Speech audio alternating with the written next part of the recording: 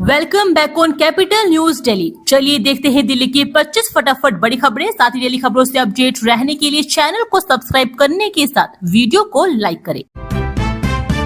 आज ही कर ले इंतजाम, दिल्ली के कई इलाकों में 2 दिन नहीं आएगा पानी। दिल्ली के लोगों को एक बार फिर से पानी का संकट झेलना पड़ सकता है। साउथ दिल्ली के सोनिया विहार में मेन पाइपलाइन पर मेंटेनेंस का काम किया जाएगा, जिसके चलते दिल्ली जल बोर्ड ने लोगों को पहले ही सूचित किया है।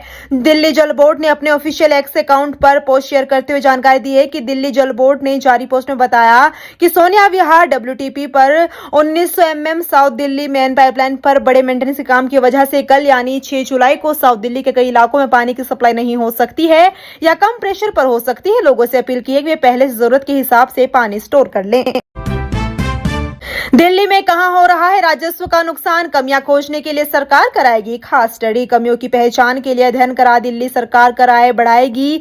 इसके सरकार ने अपने प्रमुख राजस्व विभागों के कर वसूली का व्यापक आंकलन कराने के लिए national institute of public finance and policy के अध्ययन की जिम्मेदारी सौंपी। इस अध्ययन का उद्देश्य कर प्रशासन की दक्षता का मूल्यांकन करना और राजस्व नुकसान के कारणों की पहचान करके कर संग्रह बढ़ाने के लिए व्यवहारिक सुझाव तैयार करना है। सरकार के योजना विभाग की ओर से कराए जा रहे इस अध्ययन में आबकारी, परिवहन, व्यापार एवं कर, राजस्व विभाग तथा संपत्ति पंजीकरण जैसे प्रमुख टैक्स मदों की समीक्षा की जाएगी। साथ ही ये भी परखा जाएगा कि मौजूदा कर प्रशासन और प्रवर्तन व्यवस्था कितनी प्रभावी है और किन स्तरों पर सुधार की आवश्यकता है। सीएम रेखा गुप्ता ने किया शालीमार बाग और पीतमपुरा में विकास परियोजनाओं का लोकार्पण। मुख्यमंत्री रेखा गुप्ता ने शनिवार को शालीमार बाग विधानसभा क्षेत्र एवं पीतमपुरा में विभिन्न विकास परियोजनाओं का लोकार्पण करने के साथ साथ अनेक महत्वपूर्ण सार्वजनिक सुविधाओं का निरीक्षण किया। मुख्यमंत्री ने अधिकारियों को निर्देश दिए कि मानसून के दौरान नागरिकों को किसी प्रकार की असुविधा न हो, इसके लिए सभी परियोजनाओं का प्रभावी संचालन एवं नियमित निगरानी सुनिश्चित की जाए। मुख्यमंत्री ने शालीमार बाग क्षेत्र में वर्षा जल निकासी एवं सीवरेज व्यवस्था को सुदृढ़ बनाने के उद्देश्य से लोक निर्माण विभाग और दिल्ली जल बोर्ड द्वारा तैयार की गई विभिन्न परियोजनाओं का लोकार्पण किया। इनमें DT मॉल से CA ब्लॉक तक दोनों ओर प्रीकास्ट ड्रेनेज सिस्टम का निर्माण, CA ब्लॉक से शालीमार विलेज चौक अंडरपास, RUB से GT करनाल रोड और शालीमार चौक से DA ब्लॉक तक आधुनिक जल निकासी प्रणाली का निर्माण शामिल है। सीएम रेखा गुप्ता ने लॉन्च किया ग्रीन ड्राइव पोर्टल, लगाए जाएंगे 70 लाख पौधे। 7 जुलाई को अमित शाह करेंगे अभियान शुभारंभ।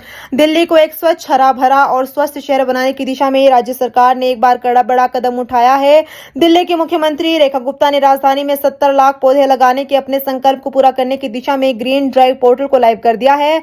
इस वृहद पौधारोपण महाअभियान का औपचारिक शुभारंभ 7 जुलाई को केंद्रीय गृह मंत्री अमित शाह द्वारा किया जाएगा। दिल्ली के द्वारका सेक्टर 7 में 500 किलोवाट सोलर प्लांट शुरू, 375 घरों को मिलेगी सस्ती और स्वच्छ बिजली। मुख्यमंत्री रेखा गुप्ता ने द्वारका सेक्टर 7 में 500 किलोवाट के सोलर प्लांट का उद्घाटन किया, जिससे 375 घरों को स्वच्छ ऊर्जा मिलेगी। ये परियोजना दिल्ली में ऊर्जा आत्मनिर्भरता और पर्यावरण संरक्षण की दिशा में एक महत्वपूर्ण कदम है, जिससे बिजली बिल में सालाना 72 लाख रुपए की बचत होगी। पेट्रोल में 20% इथेनॉल पर भारी कंफ्यूजन, पंपों पर सवाल 200 गुना बढ़े, डीलर्स ने जारी की एडवाइजरी। पेट्रोल में 20% इथेनॉल मिलाने को लेकर शुरू हुए देशव्यापी विवाद पर सरकार को स्पष्टीकरण देना पड़ा है। वहीं दिल्ली पेट्रोल डीलर्स एसोसिएशन ने मामले में पेट्रोल पंप कर्मियों को सतर्क किया है। उसने जारी एडवाइजरी पर इस मामले में वाहन मालिकों से किसी बहस से बचने की सलाह दी। सलाह पंपों पर इथेनॉल संबंधित सवालों के कई गुना बढ़ने की बीच आई है। दिल्ली में SIR की प्रक्रिया शुरू, भाजपा ने तैयार की कार्यकर्ताओं की टीम। राजधानी में मतदाता सूची के विशेष गहन पुनरीक्षण की प्रक्रिया शुरू हो गई है। बूथ लेवल ऑफिसर घर घर पहुंच रहे हैं। साथ ही राजनीतिक दल भी अपने कार्यकर्ताओं को मतदाताओं को मत करने का निर्देश दिया है, जिससे कि उनके समर्थकों का नाम मतदाता सूची में दर्ज हो सके। भाजपा ने इसके लिए प्रदेश से लेकर बूथ स्तर तक टीम बनाई है। प्रत्येक बूथ पर बूथ लेवल एजेंट 2 की तैनाती की गई है। दिल्ली भाजपा के प्रदेश अध्यक्ष हर्ष मल्होत्रा की अध्यक्षता में बैठक कर SIR प्रक्रिया की प्रगति पर चर्चा की। कार्यकर्ताओं से लोगों को हर संभव सहयोग करने का निर्देश दिया गया। दिल्ली सरकार में बड़ा प्रशासनिक फेरबदल, 5 साल से एक स्थान पर कार्यरत 52 अधिकारियों का तबादला। दिल्ली सरकार ने प्रशासनिक व्यवस्था में पारदर्शिता, जवाबदेही और वित्तीय प्रबंधन को मजबूत करने के उद्देश्य से वित्त एवं लेखा विभाग में बड़े स्तर पर प्रशासनिक फेरबदल किया है। सरकार ने स्थानांतरण एवं पदस्थापन नीति के तहत 5 वर्ष या उससे अधिक समय से एक ही स्थान पर कार्यरत 52 अधिकारियों का तत्काल प्रभाव से तबादला कर दिया है। इनमें 23 डिप्टी कंट्रोलर ऑफ अकाउंट्स और 29 वरिष्ठ लेखाधिकारी शामिल हैं। साथ ही 19 वरिष्ठ लेखाधिकारियों को पदोन्नत कर डिप्टी कंट्रोलर ऑफ अकाउंट्स बनाया गया है। दिल्ली जिमखाना क्लब विवाद 6 जुलाई को हाईकोर्ट में होगी सुनवाई। केंद्र सरकार ने क्या कहा? दिल्ली जिमखाना क्लब के सदस्यों और कर्मचारियों ने केंद्र सरकार की ओर से जारी बेदखली के कारण बताओ नोटिस को दिल्ली हाईकोर्ट में चुनौती दी है। इस मामले में दायर अंतरिम अर्जियों पर न्यायमूर्ति अवनीश जिंगन की पीठ सोमवार 6 जुलाई को सुनवाई करेगी। याचिकाएं क्लब सदस्य विजय खुराना और Delhi Gymkhana club limited staff welfare association की ओर से दायर की गई है। इनमें 29 जून को भूमि एवं विकास कार्यालय द्वारा जारी कारण बताओ नोटिस के संचालन पर रोक लगाने की मांग की गई है। गृहिणी की आय का आकलन सिर्फ न्यूनतम मजदूरी पर नहीं, वास्तविक योगदान भी देखें। दिल्ली हाईकोर्ट की टिप्पणी। दिल्ली हाईकोर्ट ने फैसला सुनाया कि गृहिणियों के मुआवजे का आकलन केवल न्यूनतम मजदूरी पर नहीं बल्कि उनके वास्तविक घरेलू योगदान के आधार पर होना चाहिए। कोर्ट ने एक सड़क दुर्घटना पीड़िता के मुआवजे में वृद्धि करते हुए गृहिणी की काल्पनिक मासिक आय 10,000 रुपए मानी। दिल्ली वालों को बड़ी राहत, लोनी रोड के चौड़ीकरण का सर्वे शुरू, अगले 2 सप्ताह में आएगी रिपोर्ट। पूर्वी दिल्ली में लोनी रोड के चौड़ीकरण को लेकर शुक्रवार से सर्वे शुरू हो गया है। एक निजी कंपनी के माध्यम से ये सर्वे करवाया जा रहा है। पहले दिन कंपनी के अधिकारी लोक निर्माण विभाग के पुराने नक्शे को लेकर सड़क पर उतरे। नक्शे के अनुसार अधिकारी ये चिन्हित कर रहे हैं कि चौड़ीकरण के लिए कितने जमीन का अधिग्रहण किया जाना है। इसके साथ ही भी पता लगाया जा रहा है कि सड़क किनारे बने मकान व दुकानें वैध है या अवैध। कंपनी को 2 सप्ताह के भीतर सर्वे पूरा कर अपनी रिपोर्ट पीडब्ल्यूडी को सौंपनी है। फरीदाबाद में दोबारा तोड़कर बनाई जाएगी सड़क, खराब निर्माण पर नप सकते हैं कई अधिकारी। फरीदाबाद के वार्ड नंबर 10 में खराब निर्माण सामग्री से बनाई जा रही सड़क का काम नगर निगम ने रुकवा दिया। इसके साथ ठेकेदार को सड़क को दोबारा से तोड़कर बनाए जाने का आदेश दिया। वार्ड नंबर 10 में पिछले सप्ताह सड़क को लेकर काम शुरू किया गया था। लोगों का आरोप था कि आरएमसी सड़क को खराब निर्माण सामग्री से बनाया जा रहा है। निर्माण सामग्री में रेत मिली हुई है। जब ठेकेदार से इस बात की शिकायत करके काम रोकने को कहा तो उसने लोगों के साथ गलत व्यवहार किया। 3 मिनट में 3 किलो आम का पल्प। दिल्ली हॉट के मैंगो फेस्टिवल में लगी अनोखी प्रतियोगिता। जनकपुर स्थित दिल्ली हॉट में आयोजित 35वें आम महोत्सव में शनिवार को पुरुष वर्ग की आम खाने की प्रतियोगिता मुख्य आकर्षण रही। प्रतियोगिता में प्रतिभागियों को 3 मिनट में 3 किलोग्राम आम का पल्प खाने की चुनौती दी गई। प्रतियोगिता को देखने के लिए बड़ी संख्या में लोग जुटे और प्रतिभागियों का उत्साहवर्धन किया। महोत्सव में देश भर के विभिन्न किस्मों के आम प्रदर्शित किए गए हैं। यहाँ लीची और पपीते जैसे आकार वाले आमों के साथ कई दुर्लभ प्रजातियों ने भी आगंतुकों का ध्यान आकर्षित किया। बच्चों से लेकर बुजुर्गों तक के लिए झूले, सांस्कृतिक कार्यक्रम और अन्य मनोरंजक गतिविधियों की व्यवस्था की गई है। 20 रुपए में फर्जी आधार कार्ड और 15 में वोटर आईडी। दिल्ली पुलिस ने पकड़ा नकली डॉक्यूमेंट बनाने वाला रैकेट। दिल्ली पुलिस को एक बड़ी कामयाबी हाथ लगी है। पुलिस को एक ऐसे कथित ऑनलाइन रैकेट की जानकारी मिली है जो नकली सरकारी डॉक्यूमेंट बना रहा था। इस रैकेट के सदस्य 20 रुपए में नकली आधार कार्ड और 15 रुपए में नकली वोटर आईडी कार्ड बना रहे थे।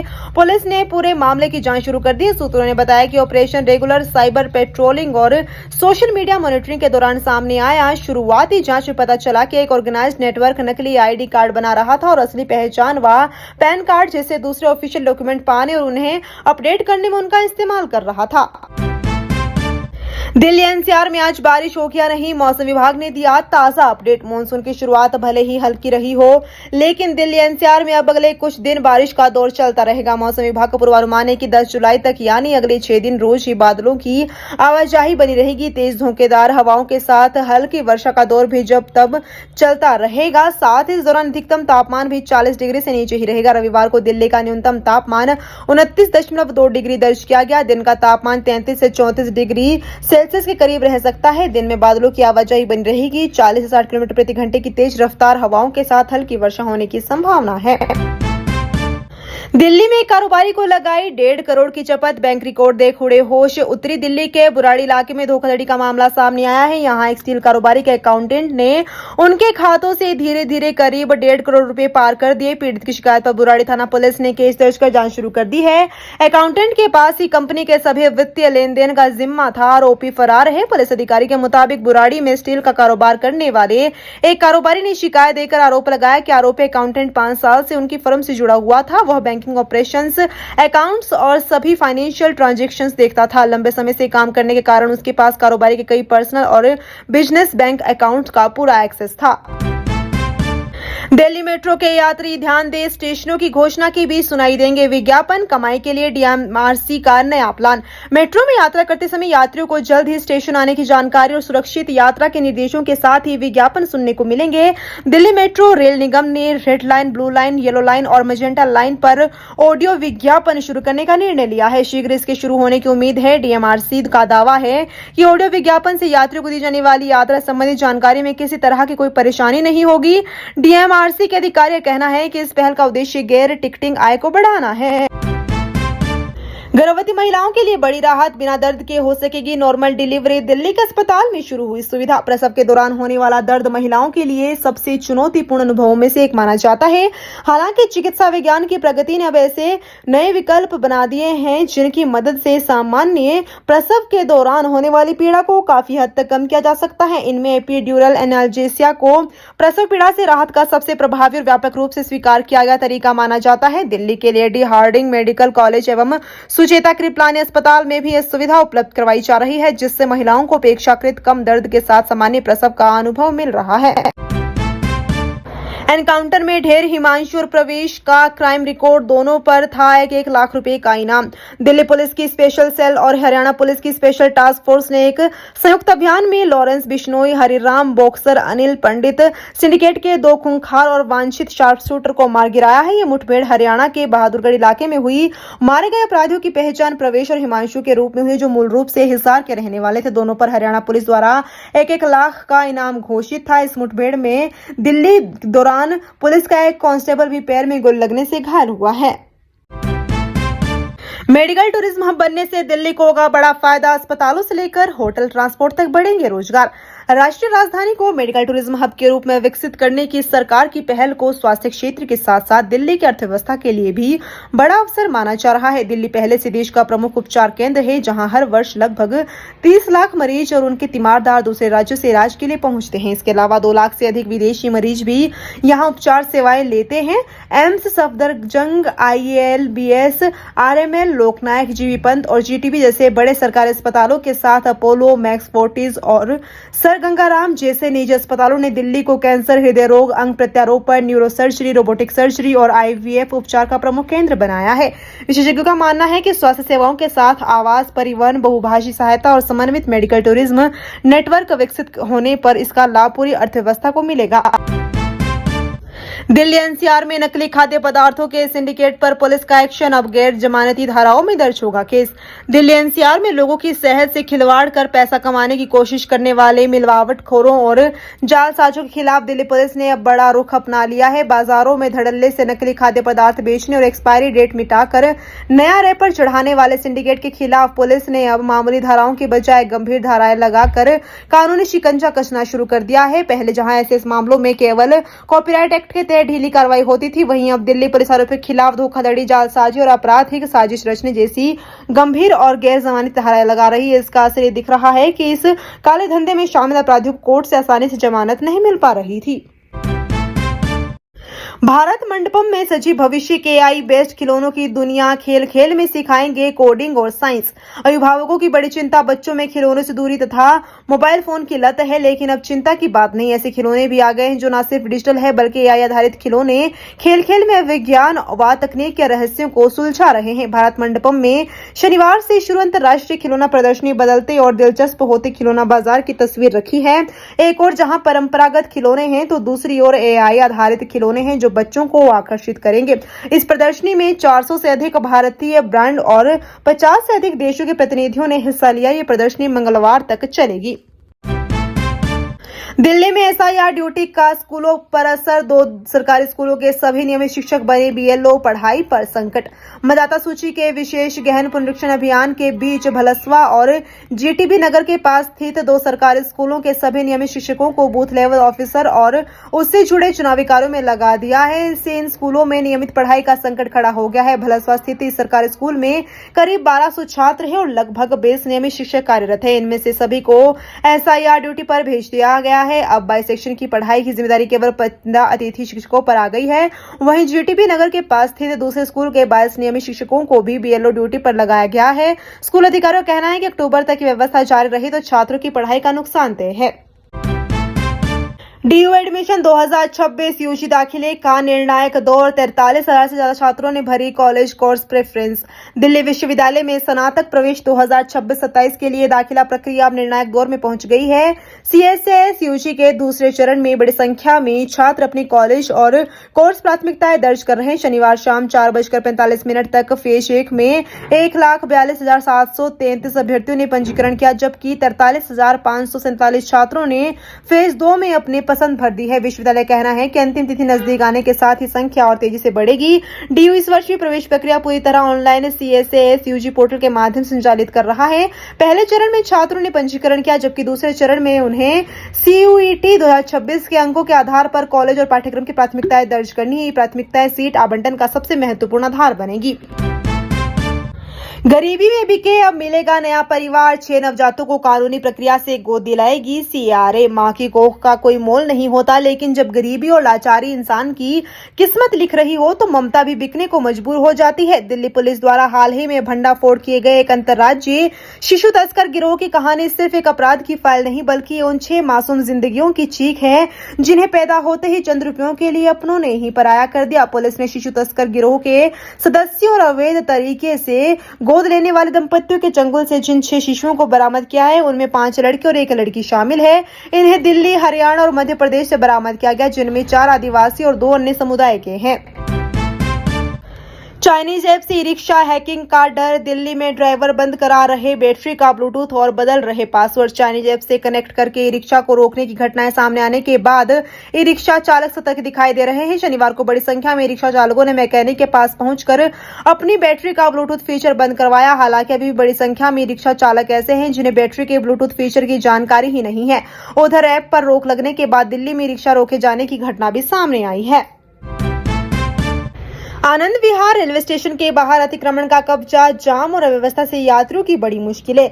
राजधानी दिल्ली के प्रमुख रेलवे स्टेशनों में शामिल आनंद विहार रेलवे स्टेशन के प्रवेश और निकास द्वार पर बढ़ते अतिक्रमण ने यात्रियों की मुश्किलें बढ़ा दी है। स्टेशन के बाहर सड़क से लेकर फुटपाथ तक अवैध कब्जों के कारण पूरे क्षेत्र में यातायात व्यवस्था प्रभावित हो रही है। हालात ऐसे हैं कि कैब, ऑटो और ई रिक्शा चालकों को स्टेशन परिसर तक पहुंचने में भारी परेशानी का सामना करना पड़ रहा है। स्थानीय लोगों और यात्रियों का आरोप है कि यह समस्या लंबे समय से बनी हुई है, लेकिन जिम्मेदार विभागों की ओर से स्थायी समाधान के लिए कोई प्रभावी कदम नहीं उठाया जा रहा है। सुबह और शाम के व्यस्त समय में स्टेशन के बाहर लंबा जाम लगना आम बात हो गई है। इससे यात्रियों को ट्रेन पकड़ने में भी दिक्कत होती है। केंद्र की कार्रवाई के खिलाफ दिल्ली एससी पहुंचे दिल्ली जिमखाना क्लब के सदस्य। 6 जुलाई को होगी सुनवाई। लुटियंस दिल्ली स्थित 27.3 एकड़ में फैले दिल्ली जिमखाना क्लब को खाली कराने की केंद्र सरकार की कार्रवाई के खिलाफ क्लब के एक सदस्य और कर्मचारियों के संगठन ने दिल्ली हाईकोर्ट का दरवाजा खटखटाया है। दोनों ने पहले से लंबित याचिकाओं में नई अर्जियां दाखिल कर बेदखली की प्रक्रिया पर आपत्ति जताई है। मामले पर न्यायमूर्ति अवनीश जिंगन की अदालत 6 जुलाई को सुनवाई करेगी। नियमों का उल्लंघन पड़ेगा भारी। दिल्ली के स्पा और होटलों के खिलाफ एमसीडी ने कसी कमर, शुरू होगी सख्त कार्रवाई। अब एमसीडी ने नियमों का उल्लंघन करने वाले स्पा व होटलों के खिलाफ अभियान चलाने की तैयारी में है। महापौर प्रवेश वाही ने अधिकारियों के साथ बैठक में संबंध में उन्हें आवश्यक दिशा निर्देश दिए। इसके पूर्व अवैध रूप से संचालित या नियमों की अनदेखी करते होटल व गेस्ट हाउस के विरुद्ध दिल्ली सरकार के निर्देश पर पूरे जून माह अभियान चला था। एमसीडी द्वारा जारी बयान के अनुसार महापौर ने शनिवार को अधिकारियों को स्पा सेंटरों, होटलों और अन्य व्यावसायिक प्रतिष्ठानों की जांच तेज करने और नागरिक नियमों के किसी भी उल्लंघन के खिलाफ सख्त कार्रवाई करने का निर्देश दिया।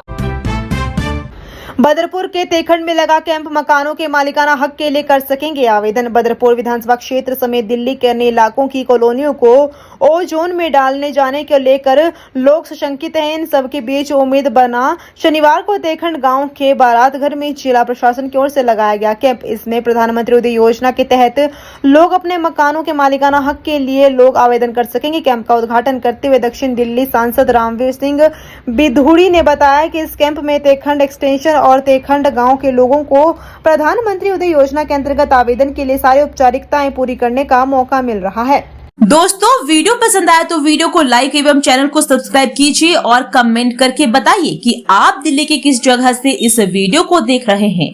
जय हिंद, वंदे मातरम।